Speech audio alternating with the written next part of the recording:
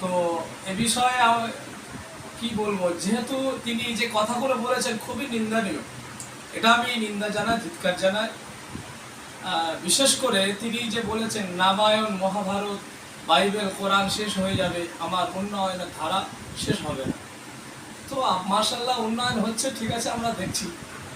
তো ঠিক আছে, আপনি উন্নয়ন করুন, আপনি রাজনীতি করুন, আপনি সামাজিক কাজ করুন, আপনি বেকার যুবকদের চাকরি দেন, যারা অভাবীও তাদেরকে অভাব পূরণ করার অসুবিধা নেই। কিন্তু আপনি,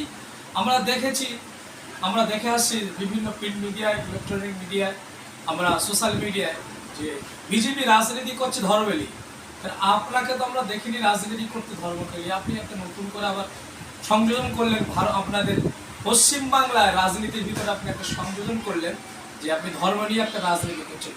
আপনি হিন্দু ধর্মকে, রামায়ণ, মহাভারত, বাইবেল, আপনি খ্রিস্টান ধর্মকে এবং আমাদের মুসলমানদের কোরআনকে আপনি অবমাননা করছেন। আপনি রাজনীতি করুন, অসুবিধা নেই। আমরা রাজনীতি, আপনার রাজনীতিকে আমরা পছন্দ করি, কিন্তু আপনি যেভাবে কথা বলছেন এটা আমাদের কেন, এটা আপনি যেসব ধর্মের গ্রন্থের উপরে আপনি, মানে তাদের ধর্মের গ্রন্থের উপরে আপনি অ্যাটাক করলেন, অর্থাৎ ধর্মওয়ালাদের, ধর্ম যারা পালন করেন, হিন্দু, মুসলিম, জৈন, খ্রিস্টান, তাদের ভাবাবেগে আপনি অ্যাটাক করলেন, তাদেরকে আপনি